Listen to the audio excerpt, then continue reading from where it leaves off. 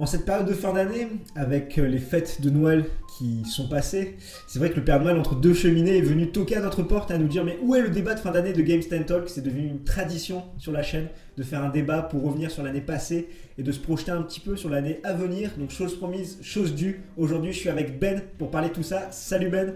Salut Cons, salut tout le monde. Comment vas-tu?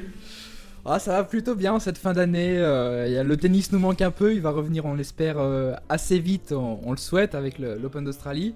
Mais bon, et toi, comment ça va?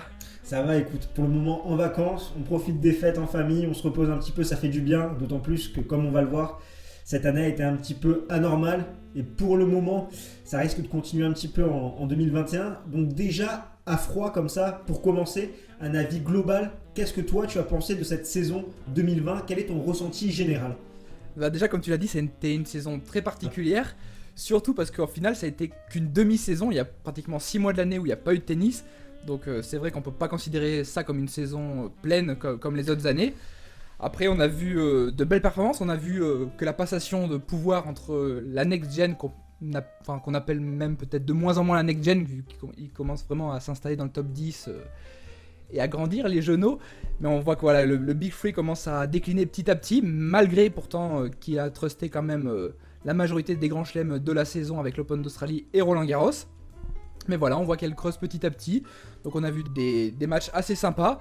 Après, il manque un certain Federer, mais on va y revenir forcément dans cette vidéo aussi, pour rajouter un petit peu de piment dans cette saison. Mais globalement, c'était une saison assez sympathique. Malheureusement, sans public pour la deuxième partie de saison. Donc forcément, au niveau ambiance et au niveau de anthologie des matchs, ça n'a pas aidé. Mais on a quand même connu de beaux tournois malgré tout. Et toi, qu'est-ce que tu en as pensé globalement ? Je suis assez d'accord, enfin, d'une façon générale, ça a été une année compliquée pour les fans que nous sommes, mais également pour les joueurs, d'un point de vue nerveux quand même, d'être dans cette atmosphère, ces conditions, d'être souvent testé, de jouer sans public. C'est vrai que c'est compliqué, mais on a quand même eu des gagnants inédits, deux bons matchs, il faut le préciser. Et on va revenir en détail sur tout ça, sur ce qui s'est passé en cette année 2020. On commence tout de suite au numéro 1 mondial, Novak Djokovic, qui a fait en 2020 41 victoires, 5 défaites. Un sacré ratio pour lui avec énormément de victoires, très peu de défaites, 4 titres, l'Open d'Australie, Dubaï, Cincinnati et Rome. 6e année qu'il termine sur le trône, donc encore un record pour lui, double Golden Masters et nouveau record dans les Masters 1000, donc un sacré palmarès pour le Serbe. Néanmoins, aussi surprenant que cela puisse paraître, j'ai envie de te poser la question suivante. Est-ce que Novak Djokovic n'a pas raté son année 2020, sachant qu'entre son Adria Tour, qui a été un petit échec, ses déclarations, ses actions aussi, sa disqualification à l'US Open, il a perdu des points précieux à la course du GOAT, où il combat avec Rafael Nadal et Roger Federer. On peut rajouter à ça cette US Open qui lui était quasiment donnée au vu de son parcours, du fait qu'il manque le Suisse et l'Espagnol. Il se fait disqualifier en 8e de finale contre Carreño Busta. Et derrière, même s'il s'impose à Cincinnati, à Rome, il prend quand même une sacrée déculottée en finale de Roland Garros. Derrière, il assure sa première place mondiale. Mais ensuite, même à Londres, on ne l'a pas finalement trouvé si performant que ça. Donc toi, qu'est-ce que tu en penses, Ben? Après, malgré tout, je pense que il y aura beaucoup de gens qui vont dire qu'il a fait une mauvaise saison, d'autres qui vont dire qu'il a fait une bonne saison. Moi, je suis pas vraiment surpris de sa saison. Je pense qu'il a fait une plutôt bonne saison et qu'il est un peu dans la continuité de ce qu'il avait proposé en 2019, où certes il a dominé un peu l'année, mais on avait vu quand même dans la plupart des tournois qu'il a remportés, il était moins dominateur qu'auparavant. Donc cette année, il débute très bien la saison en remportant l'Open d'Australie, malgré pourtant une finale assez accrochée. C'est vrai que, comme tu dis, il a eu pas mal de soucis extra tennis avec ses déclarations, etc. L'US Open, je pense pas qu'on peut vraiment le prendre en compte parce que c'est une disqualification un peu bête sur un geste un peu comme ça, spontané. En soi, il jouait plutôt bien dans le tournoi, il n'y avait pas de raison qu'il perde sinon en plein milieu du tournoi. Enfin, je pense que c'est un accident un peu de parcours, comme ça peut arriver potentiellement dans une carrière, et qu'on peut un peu le mettre de côté. Après, je trouve qu'il est globalement moins dominateur que les autres années. On voit qu'il a plus de mal à dicter les échanges dans ses matchs, à être régulier surtout au fur et à mesure des tournois.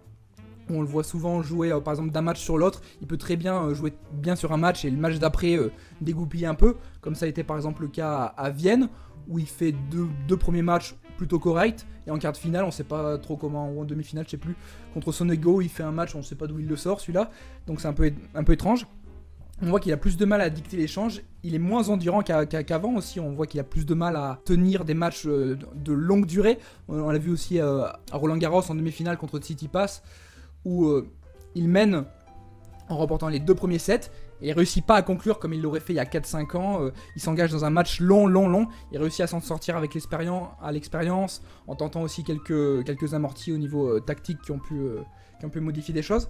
Et on l'a vu pareil en fin de saison au Masters, ou face à la jeunesse, face à des joueurs qui ont plutôt un style de jeu similaire, comme Medvedev. Il n'a pas su vraiment imposer son jeu en étant plutôt loin derrière, loin en fond de court, et souvent en adoptant des tactiques un peu bizarres, comme des montées à la volée un peu en chaussettes, ou souvent remettre la balle, mais on sent qu'il est moins agressif qu'avant.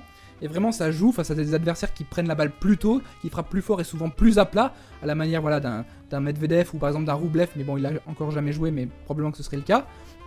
Donc voilà un Djokovic qui est dans la lignée de ses années précédentes, jouant un peu moins bien que l'an dernier, probablement qu'il jouera peut-être encore moins bien l'an prochain, ce sera confirmé. Mais voilà, globalement ça reste, je pense, une bonne saison de Master 1000 et quand même un grand chelem. Donc je pense qu'il ne faut pas retenir que le négatif de cette saison pour lui. Je sais pas ce que tu en penses de ton côté. Non, t'as raison, bien sûr, on est là à chercher des petits arguments pour titiller, mais gagner un grand chelem, c'est déjà monstrueux, et je pense que n'importe quel joueur signerait pour ça, alors quand on gagne un grand chelem, quand on finit numéro 1, et qu'on gagne 2 Masters 1000, que dire de plus, même s'il y a eu quelques petites coquilles par-ci par-là. Je rebondis sur ce que t'as dit, je suis totalement d'accord avec toi. 2 points soulignés. Le premier, c'est que peut-être en début d'année, Novak Djokovic était rentré dans sa bulle, très concentré pour son objectif, qui était les Jeux Olympiques. Derrière, il y a eu cette coupure due à la crise sanitaire actuelle. Donc peut-être que ça l'a fait un petit peu dérailler de son vrai objectif et qu'il est sorti de sa bulle de concentration. C'est une des premières explications. Et la seconde, tu l'as très bien dit, son endurance, son cardio, qui n'est plus du tout le même qu'avant. On le voit, typiquement sa finale à l'Open d'Australie, il a du mal à avoir un effort élevé de façon constante durant tout un match. Il va avoir des pics sur un set, derrière il peut s'écrouler durant 1 ou 2 sets avant de retrouver son tennis, ses moyens et de faire moins de fautes. Je pense que ces déclarations sont pas anodines sur le fait qu'il aimerait avoir un format 2-7 gagnant en Grand Chelem par rapport justement à son état actuel, qu'il ait du mal à de plus en plus à tenir les échanges, à tenir dans la durée d'un tournoi, d'enchaîner les bonnes prestations match après match.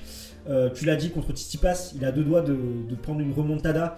Il revient au 5ème set, même s'il domine globalement ce set avec Tsitsipas qui baisse pavillon physiquement. Daniil Medvedev qui lui a totalement mis en lumière les lacunes du Serbe. On l'a vu, il l'a tenu durant 7 jeux. Derrière, Novak Djokovic a totalement implosé. Et on peut également parler de sa nouvelle stratégie, de cette tactique qu'il a de plus en plus adoptée en 2020, de faire des amortis.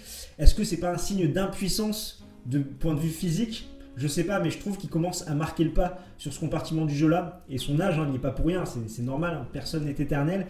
Et je pense que plus les années vont passer, plus ça va être compliqué, d'autant plus que la jeune garde commence vraiment à montrer les dents. Je sais pas si tu me rejoins sur cette analyse-là. Totalement, surtout que, contrairement peut-être à Federer ou même à Nadal, je trouve qu'il y a plus de mal à modifier son schéma de jeu en vieillissant et à vouloir écourter les échanges, prendre la balle plus tôt. Il a plus de mal à le faire, contrairement à un Federer qui, on l'a vu en revers en 2017, etc., a vraiment essayé de prendre la balle très tôt, au sommet du rebond, raccourcir les échanges en étant un maximum agressif. Pareil, Nadal, qui a aussi été beaucoup plus agressif ces dernières années en revers en essayant de prendre la balle plus tôt. Même on l'a vu au Masters, prendre au niveau des retours de service, essayer de les prendre plus tôt, d'être plus installé sur la ligne de fond de course en évitant de reculer. Et Djokovic, je trouve qu'il a plus de mal qu'à une certaine époque pour prendre la balle tôt, pour accélérer en coup droit et en revers, et se contente la plupart du temps, je trouve, de faire des balles un peu neutres.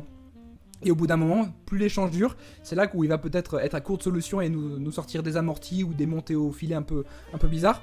Donc voilà, il est un peu moins fringant, un peu moins décisif qu'avant. Et ça, voilà, l'âge il est pour beaucoup, je pense, mais il faudrait qu'il puisse se renouveler.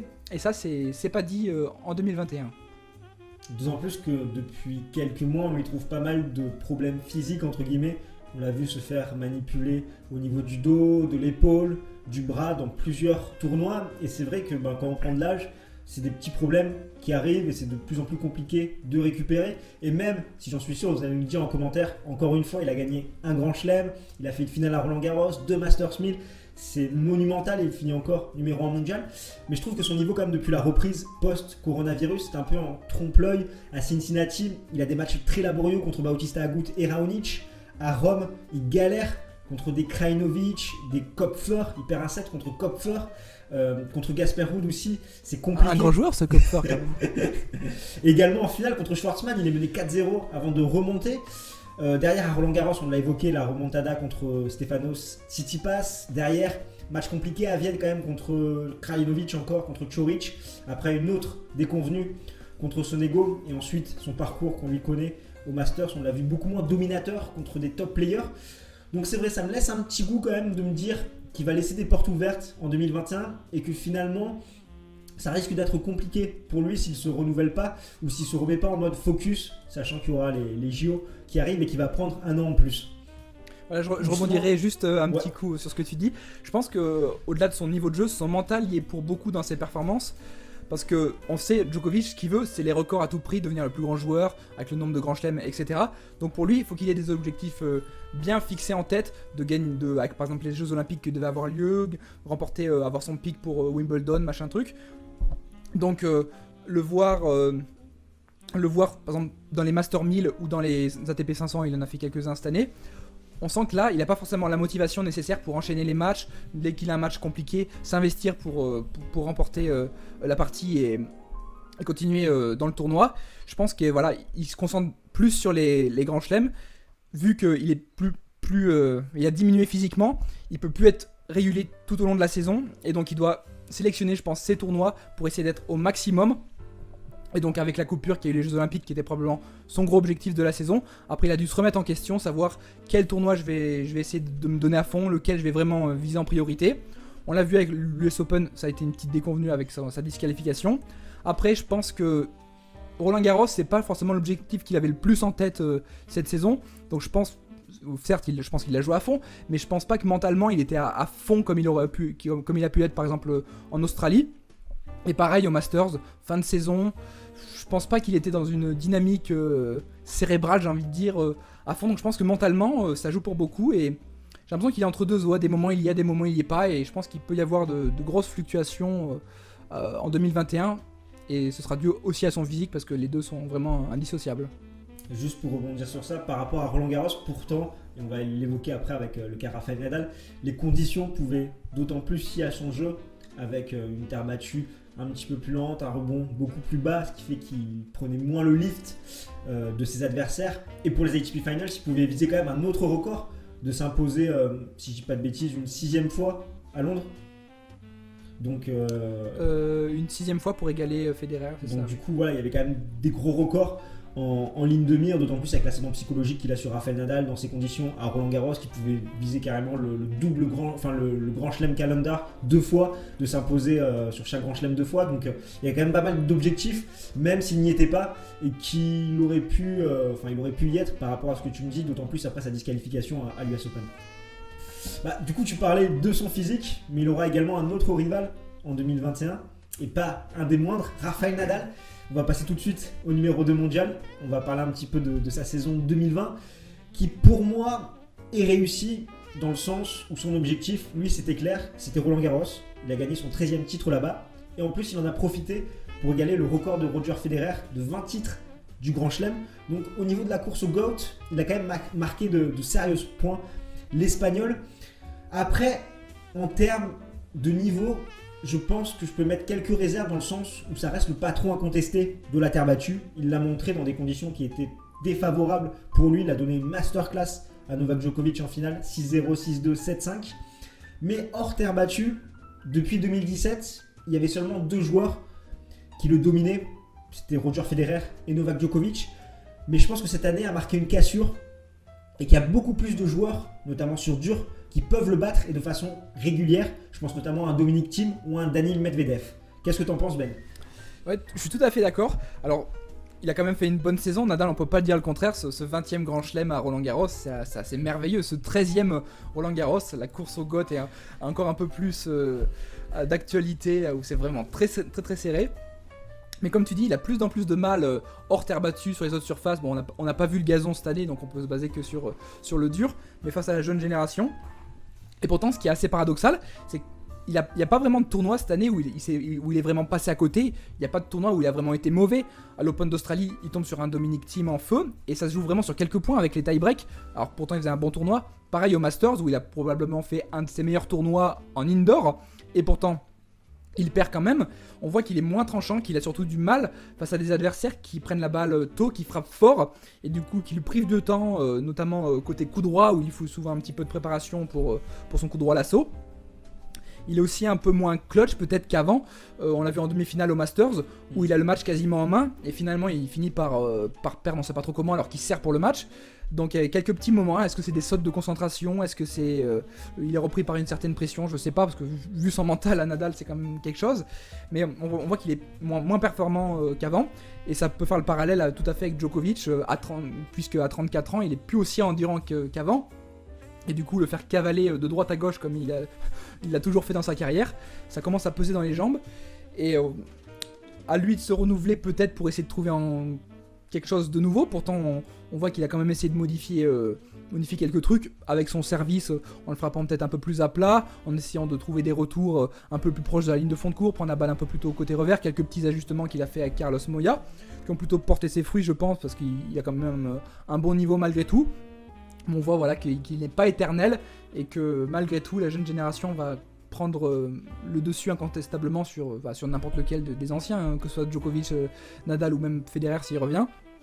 Mais voilà, on a un Nadal qui fait pourtant une très bonne saison je trouve, mais faudra pas s'attendre en 2021 à le voir faire une saison peut-être aussi bien, voire mieux, je pense pas.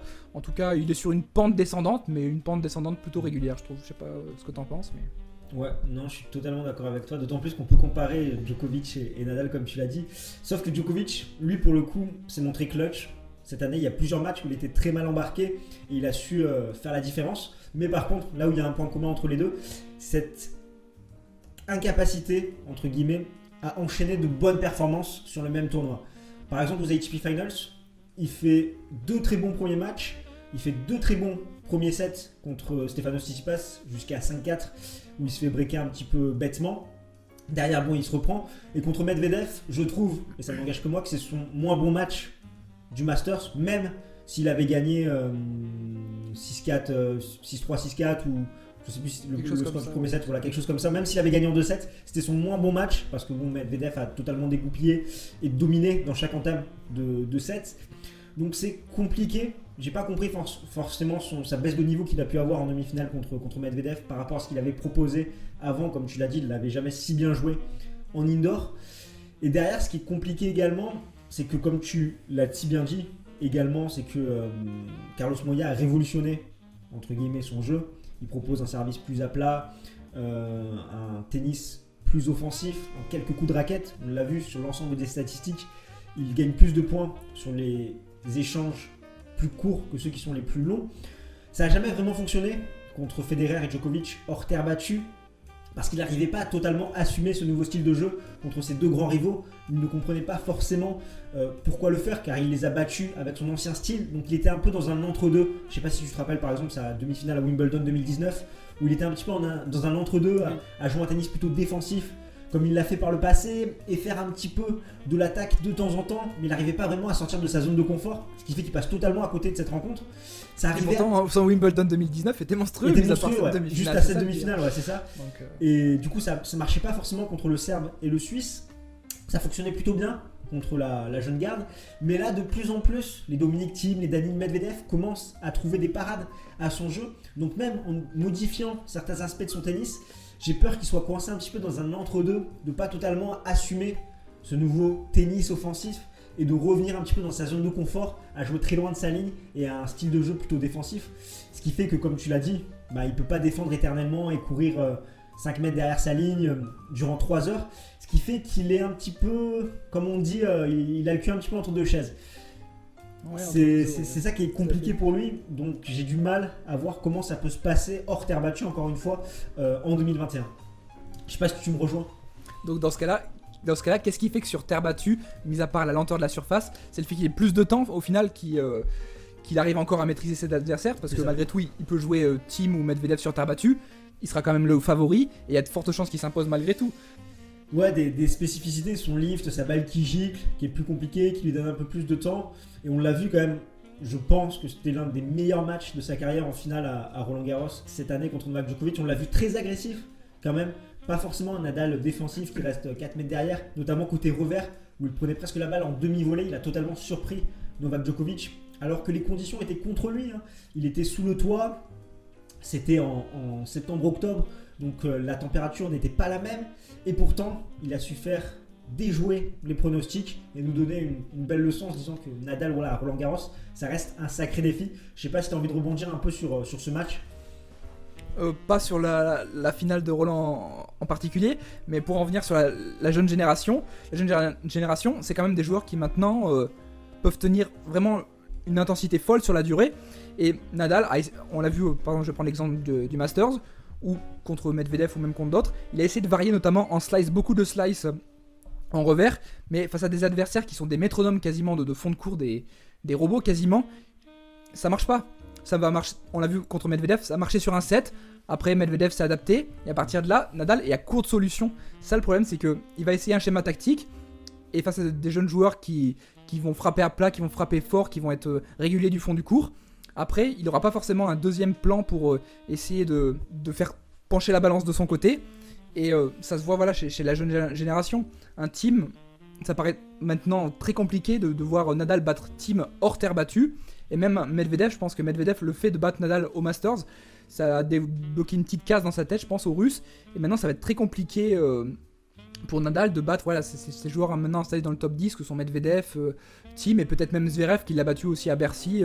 Parce qu'on voit que Nadal, vraiment, contre les gros serveurs, ça a été un peu son problème en cette fin de saison, mais je pense que ça peut être un problème récurrent, c'est le retour de service face à des serveurs de cette trempe-là, Medvedev, Zverev, voire pourquoi pas un Tsitsipas qui peut servir très bien. Donc comment il va se renouveler en 2021 c'est une bonne question.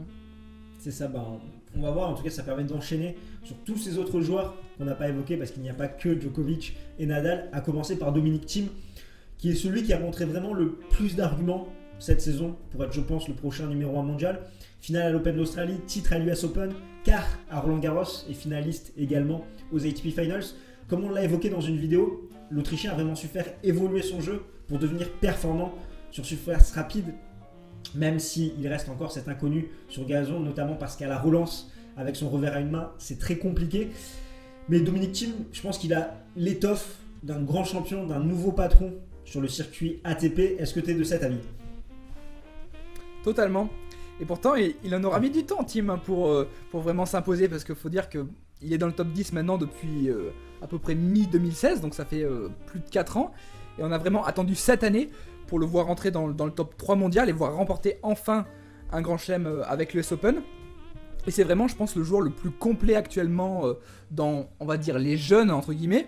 Parce que, mis à part quelques petits points encore perfectibles, comme le retour de service que tu as évoqué, vraiment, avec l'apport de Nicolas Massou, je pense, il lui a vraiment apporté des nouvelles clés dans son jeu, avec vraiment une variation, que ce soit en côté revers, où il a beaucoup travaillé son revers slicé, il a beaucoup travaillé aussi ses variations au service, en variant pas mal ses zones, en essayant de prendre la balle tôt en fond de cours pour éviter de reculer, comme c'était le cas, si tu regardes. Ce qui est flagrant, c'est, et je renvoie à la vidéo que tu avais faite justement sur l'évolution de son jeu, quand tu regardes le Thiem de 2016 qui est 4 mètres derrière sa ligne et le Thiem de cette année, c'est vraiment flagrant, où t'as limite l'impression que c'est pas du tout le même joueur. Donc on voit qu'il est devenu vraiment très très complet dans son jeu, et surtout il casse de plus en plus de barrières, parce que c'est lui maintenant qui depuis 2018 a un bilan positif face à Nadal, Federer et Djokovic, les trois gros. Et ça, qui aurait pu le deviner quand on l'a vu arriver il y a 4 ans et qui était encore perfectible. Donc vraiment, il a su vraiment évoluer son jeu. Je pense que ça va être vraiment lui, la tête de file, le patron de la nouvelle vague. Et comme ça, je vais enchaîner un petit peu du côté de Medvedev pour faire le petit parallèle, parce que finalement, ce sont les deux jeunes même si c'est toujours difficile de parler de jeunes pour Thiem. Ce sont les deux qui se sont vraiment, hormis Nadal et Djokovic, qui se sont vraiment imposés cette année. Donc Medvedev, qui lui pourtant a fait un début de saison assez anonyme, il faut dire, parce qu'avec son Open d'Australie, il se fait éliminer par Wawrinka. Bon, bah, pourquoi pas, hein, Wawrinka, il peut sortir toujours un match. Aussi, Wawrinka, on pourrait en parler, mais bon, il est capable de faire un très très bon match, et le reste de la saison, pendant 6 mois, on le voit plus. Mais bon, on l'a vu en deuxième partie de saison, où il a commencé vraiment à enchaîner les bonnes performances. D'abord à l'US Open, avec cette demi-finale perdue contre Dominic Thiem, et surtout, après les 2 derniers tournois, surtout on va se baser là-dessus, parce que Roland Garros, là aussi c'est une petite parenthèse, il a jamais gagné un match, je crois, à Roland Garros, si je dis pas de bêtises. Il a toujours fait un premier tour, il me semble. Donc vraiment, la terre battue, c'est pas vraiment sa surface. Mais en tout cas, en indoor, à Bercy et au Masters, il a vraiment montré de très belles choses. Et surtout, on a l'impression qu'il est serein quand il joue, il dégage une forme de sérénité, il paraît relaxé, il paraît pas stressé vraiment quand il joue. Et ça s'est vu au Masters contre Nadal, alors qu'il était vraiment mal embarqué. Je sais pas, il se met à jouer un peu plus relâché, à prendre le point après point, et vraiment c'est une sorte de force tranquille qui dégage, tout comme ses célébrations en fin de match où t'as l'impression qu'il a gagné un match de qualif alors qu'il remporte limite un grand chelem, voire le Masters du coup. Mais vraiment, on voit qu'il a retrouvé en fait les couleurs qu'il avait eu l'été dernier avec son été fabuleux où il a fait il a enchaîné les finales à l'US Open et le titre à Shanghai après avec celui de Cincinnati avant. Là, il est parti dans une bonne dynamique en étant posé, relaxé, en s'aidant bien sûr de ses armes, le service qui était très performant et vraiment métronome de fond de cours avec très très peu de fautes. Peut-être un peu moins d'agressivité qu'on a pu le connaître en coup droit. En coup droit, je le trouve encore perfectible, où il peut encore s'améliorer, il manque un peu il a encore du mal à imprimer de la puissance et vraiment à dicter le jeu avec son coup droit, mais en revers, métronome. Après il y a aussi le filet où il peut s'améliorer encore un petit peu. Mais voilà, contrairement à Thiem qui est déjà un joueur très complet, lui, il a encore beaucoup de points améliorés et pourtant il est dans le top 5 mondial. Donc vraiment, s'il peut gommer ces quelques petits points encore perfectibles, ça peut vraiment être un numéro 1 mondial en puissance. Et voilà, contrairement à Nadal et Djokovic qui sont sur une pente régulière descendante, lui il est sur une pente régulière mais ascendante cette fois-ci. Et donc ouais, ce serait pas étonnant, on va y revenir dans nos projections pour 2021, ça m'étonnerait pas qu'en 2021 il débloque peut-être son compteur en grand chelem. Alors toi, qu'est-ce que t'en as pensé de sa saison? Je pense que tu me rejoins aussi. Alors concernant Medvedev, je te rejoins totalement. Je pense que sa saison est à son image, fantomatique durant 3/4 de la saison, même si encore une fois faire une demi-finale en Grand Chelem, c'est monstrueux.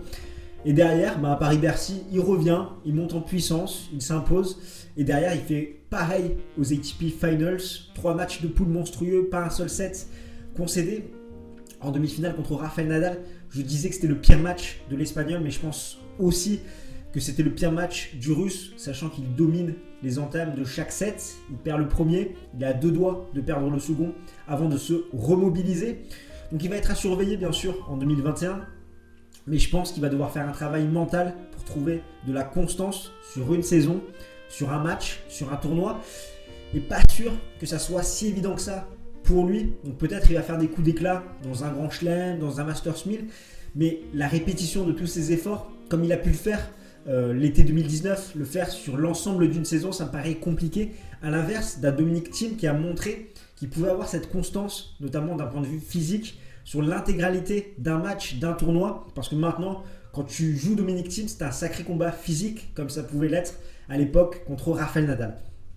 On peut également évoquer les cas de Tsitsipas et Zverev. Tsitsipas qui, je pense, a été très décevant en 2020. Il n'a pas su enchaîner avec son titre aux ATP Finals 2019, même s'il a fait une demi-finale à Roland Garros.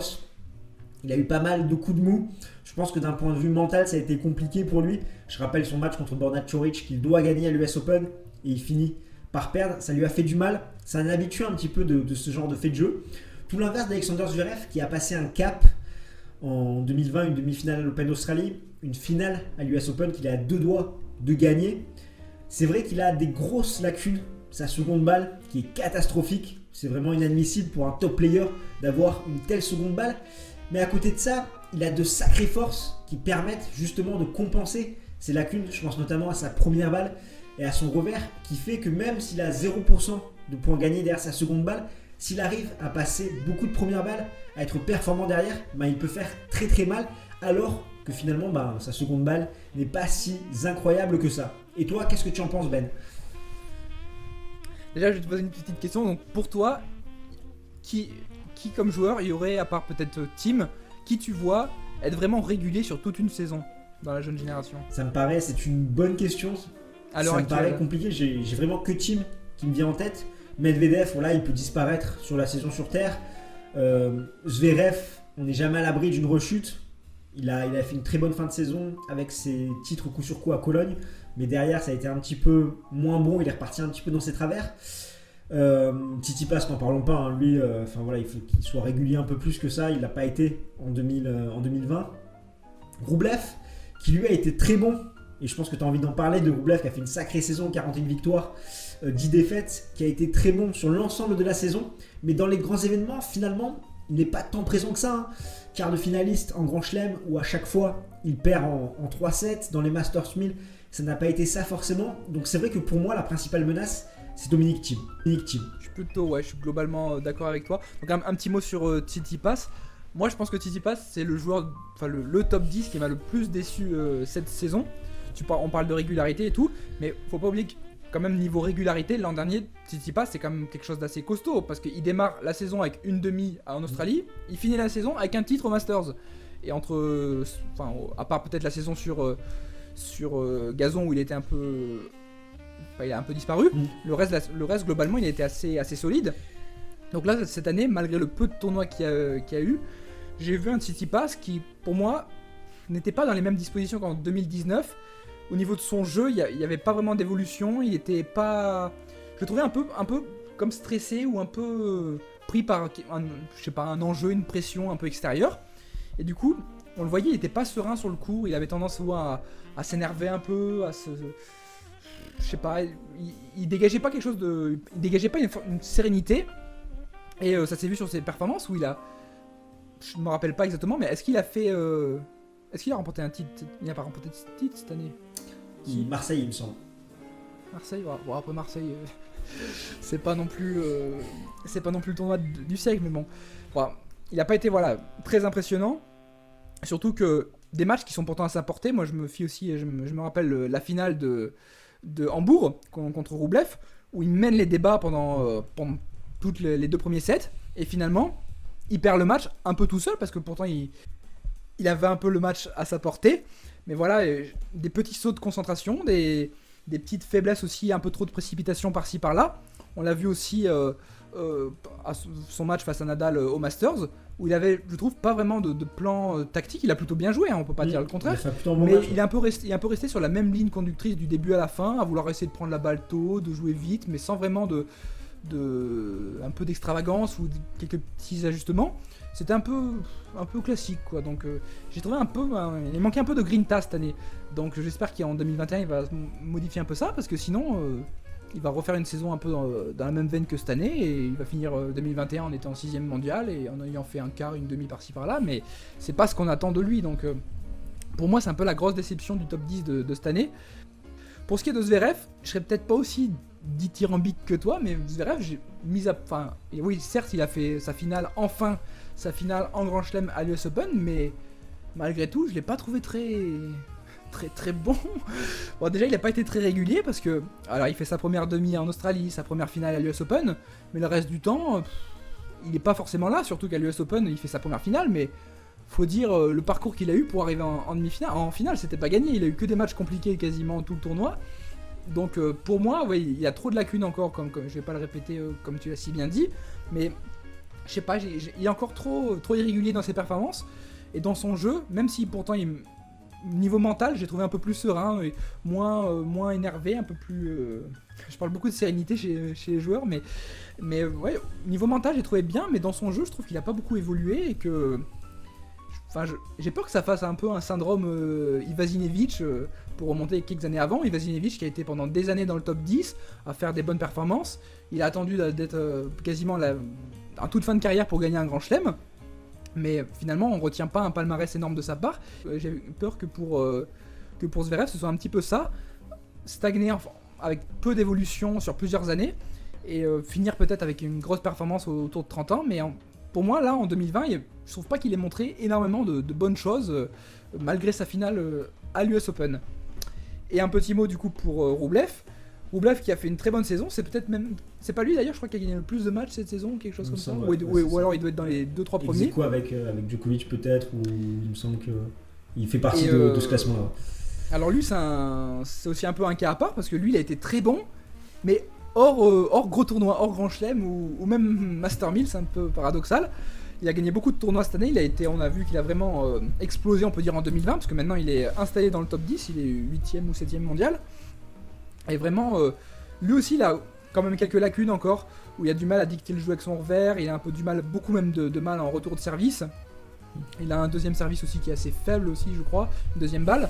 En fait, sa principale arme, on le sait tous, c'est son coup droit de mammouth. Mais ouais, je pense qu'il est encore un peu trop tôt. Bon, certes, il a pas 18 ans non plus, mais je pense que voilà, il donne une bonne pente, et sachant que c'est que sa première année vraiment où il va être installé dans le top 10, je pense qu'il faut lui laisser le temps un peu de voir l'an prochain si ça va être l'année un peu de la confirmation ou l'année un peu de la stagnation, comme ça peut être le cas par exemple chez un Berrettini, mais bon, on va pas l'évoquer ici. Mais moi, pour Roublev, c'est une bonne surprise cette année, et j'ai pas grand chose à dire de plus sur lui. J'attends de voir un peu la suite.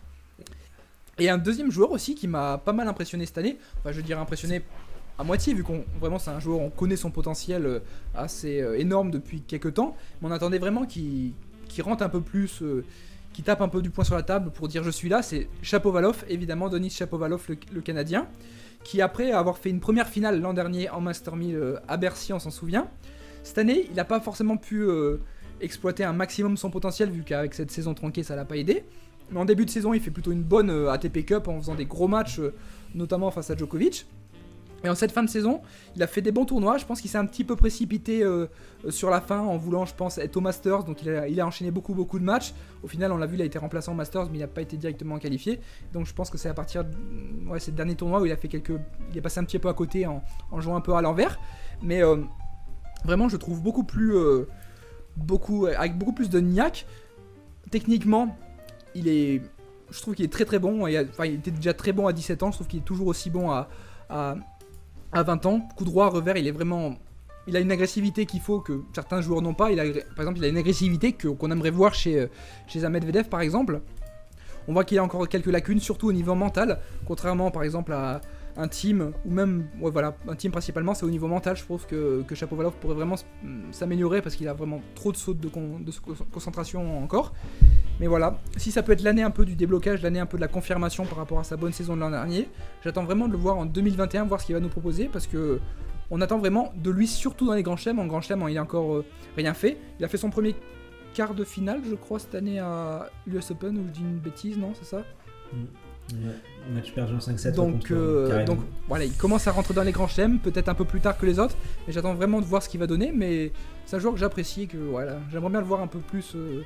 déjà rentrer dans le top 10, vraiment dans le top 10 pur, une bonne fois pour toutes, et nous sortir des belles performances. Et je pense que toi tu vas dire un petit mot sur Sinner, que t'as bien apprécié cette année. C'est mon petit coup de cœur, mon petit coup de cœur de l'année. Donc un joueur qui s'est imposé, qui a décroché son premier titre à Sofia, qui est né en 2001, donc qui a 19 ans, de se dire que c'est un joueur si jeune qui joue à un tel niveau. C'est vraiment un joueur très prometteur au niveau de son style de jeu, un grand gabarit avec un superbe revers. Pour ceux qui ne connaissaient pas, ils l'ont pu le voir à l'œuvre contre Rafael Nadal à Roland-Garros, en quart de finale, où il est capable justement de contrôler ce lift adverse et de faire très mal à son adversaire. Il va d'ailleurs s'entraîner avec Liberic à l'Open d'Australie durant cette période de quarantaine, la première semaine de cette quatorzaine, et la deuxième semaine ils vont pouvoir échanger avec Wawrinka ou Schwartzmann en fonction des groupes qui vont être faits. Mais j'ai vraiment envie de le voir évoluer en 2021, et je pense qu'il peut très rapidement aller dans le top 10, parce que c'est vraiment un joueur très très costaud qui a tout d'un grand, et qui peut être un futur numéro 1 mondial d'ici quelques années. On va tout de suite enchaîner sur 2021, sur nos pronostics, nos paris sur cette année, avant qu'on se fasse un petit peu les pronos des 4 grands chelems, donc l'Open d'Australie, Roland, Wimbledon et l'US Open, de qui va gagner. S'il y avait des petits paris à faire, je me suis fait une petite liste. Je dirais que Djokovic et Nadal vont gagner au maximum un grand chelem chacun, que Nadal ne gagnera pas de grand chelem sur dur, que Wimbledon ira pour un membre du Big Three. On sait que Thiem et Tsitsipas ont des difficultés à la relance, qu'ils ont du mal sur gazon, que Zverev et Medvedev, c'est plutôt au niveau des déplacements du jeu de jambes sur la surface qui leur est compliqué. Et je fais un gros pari sur Thiem, numéro 1 mondial, en fin de saison. Toi Ben, quels sont tes gros paris sur 2021 ? C'est assez osé de ta part. Le premier pari déjà, c'est que le tennis va reprendre. C'est un pari parce qu'au final, on sait même pas s'il va reprendre. Donc, ce serait quand même bien de voir enfin des matchs à nouveau en 2021 parce que pour l'instant, c'est mal parti. Mais bon, on va pas revenir là-dessus. Alors, j'ai pas fait de petite liste, donc je vais aller un petit peu à l'improvisation. Je suis plutôt de ton avis sur Djokovic et Nadal. Je pense qu'au mieux, vraiment au maximum, ils vont gagner un grand chelem chacun. Finalement, comme ça a été le cas en 2020. Mais encore, c'est pas certain, mais je pense que ce sera vraiment pas plus. Voilà. Au niveau de la jeune génération, elle va encore plus pousser. Thiem, ça m'étonnerait pas que Thiem remporte un deuxième grand chelem. Je vois bien remporter un deuxième grand chelem. Lequel je sais pas trop. Je vais dire tous à part Wimbledon, parce que Wimbledon, je pense qu'il est encore trop juste sur gazon.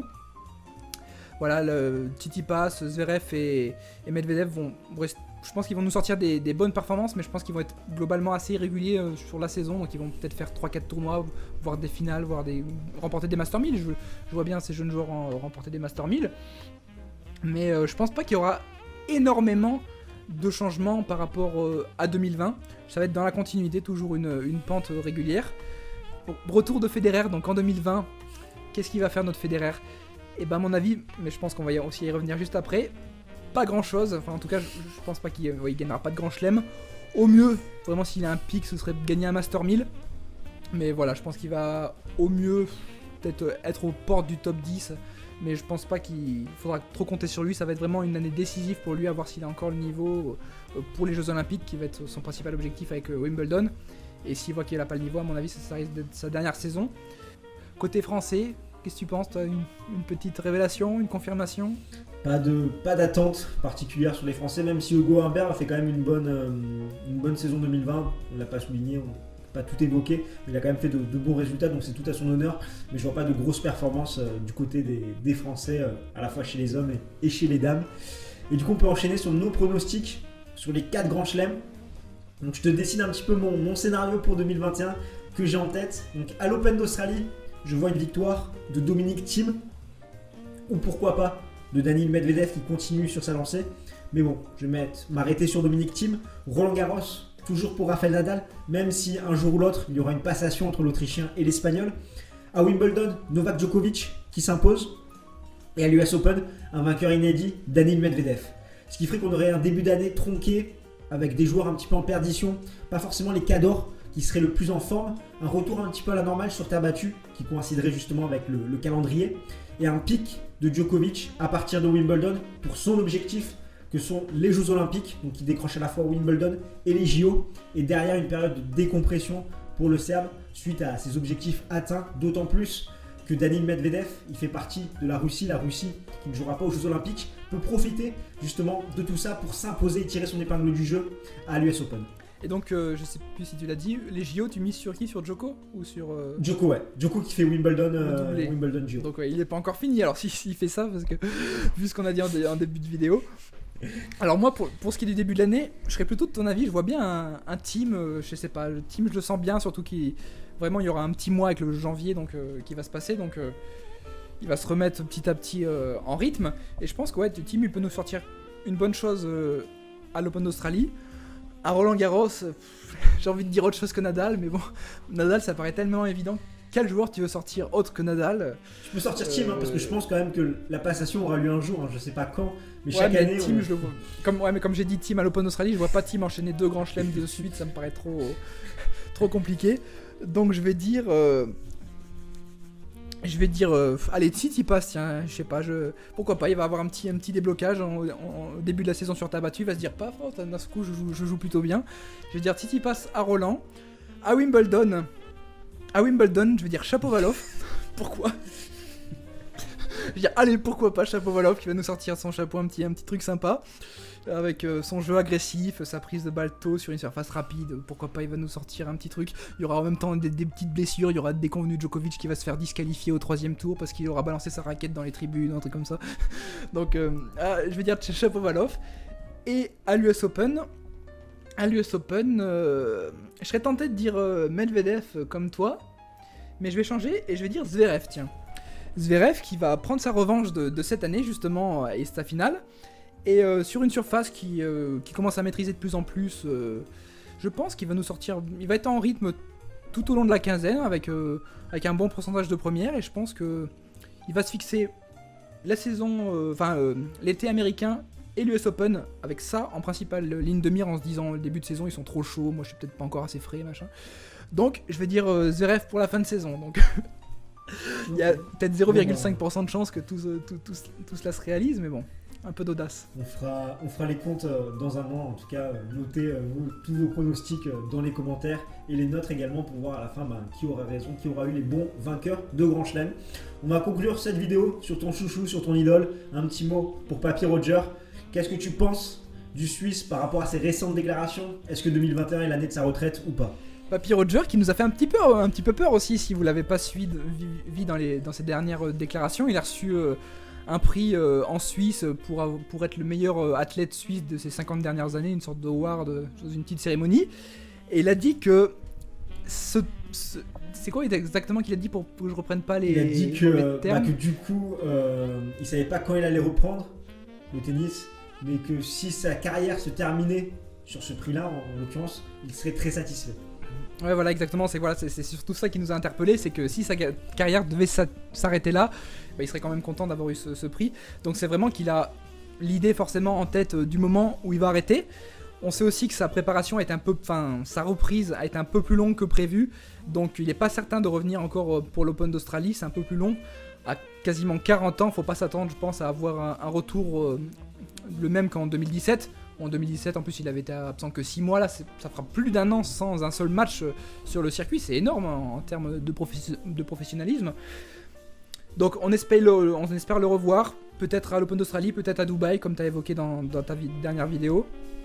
Après, moi, je pense pas, malheureusement, je pense pas qu'il regagnera de Grand Chelem. Wimbledon 2019, qui est mon crève-cœur absolu, c'est à mon avis sa dernière chance.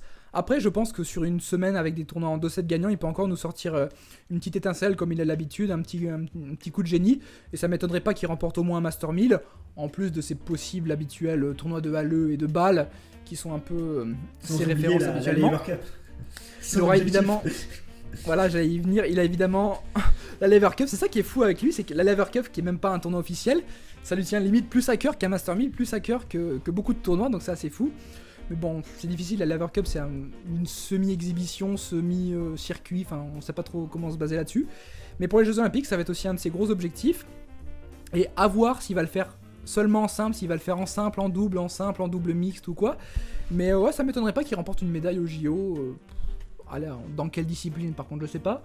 Mais dans un format en 2-7 gagnants, ouais, ça m'étonnerait pas qu'il remporte une petite médaille, pas forcément l'or, hein, mais une petite médaille au JO. Et je pense qu'il peut nous sortir une fin de saison autour de la 10e place mondiale, ou quelque chose comme ça. Il reviendra pas dans le top 3, je pense qu'il va être trop irrégulier sur la saison. Il aura du mal vraiment à enchaîner les 3-4 bons tournois de suite. Et voilà, on va vraiment le voir par intermittence à un très bon niveau. Et ce sera un petit peu comme des petites paillettes de génie un petit peu par là, un petit peu par-ci par-là, un peu de nostalgie par-ci par-là, parce que je pense que ça va être ça. Si il revient et s'il rejoue, ce sera vraiment sa dernière saison complète, si ce n'est sa dernière saison. Et s'il venait à s'arrêter après en 2022, il ferait de moins en moins de tournois, je pense. Donc on le verrait vraiment avec beaucoup plus de parcimonie. Donc pour moi, j'ai pas trop d'attente pour Federer. J'espère juste le revoir sur un court, c'est vraiment le plus important. Je pense que lui, il le souhaite vraiment aussi. Mais sans le voir forcément gagner, juste le voir jouer, ce serait déjà une magnifique récompense. Bon, en tout cas, c'est tout ce qu'on peut lui souhaiter à Roger Federer, le revoir sur un terrain, qu'il nous refasse de grandes performances, même si je pense qu'il a dans sa tête d'avoir un pic de forme vers le gazon, les JO, sans forcément triompher dans tous ces tournois, mais au moins qu'il ait un niveau vraiment par rapport à ses attentes suffisamment élevé pour être compétitif et pour pouvoir jouer contre les meilleurs. Donc voilà ce qu'on pouvait dire pour cette année 2020, les attentes qu'on a pour 2021, les pronostics. N'hésite pas dans les commentaires à venir débattre avec nous. On se fait une joie dans un an de faire les comptes pour savoir qui a eu raison, qui s'est trompé. Et ben nous, il ne nous reste plus qu'à te souhaiter de très bonnes fêtes de fin d'année, Profite de tes proches, de ta famille, c'est important dans ces temps durs, dans cette année anormale qui a été 2020. Je sais pas Ben, si tu veux dire quelque chose à nos auditeurs. Bah, je vous souhaite à tous des très bonnes fêtes de fin d'année avec vos proches. Essayez d'être très très prudent avec la situation sanitaire actuelle qui est vraiment compliquée. Mais voilà, si tout se passe bien, on espère que tout rentrera dans l'ordre d'ici l'année prochaine. En tout cas, merci à toi, Cons, pour ce superbe débat en ta compagnie. Je vous dis à tous à très très vite sur la chaîne. N'oubliez pas comme d'habitude de mettre un petit pouce bleu si ça vous a plu et de commenter pour qu'on puisse débattre tous ensemble. Et je vous dis à l'année prochaine. Allez, ciao ciao. Ciao ciao tout le monde.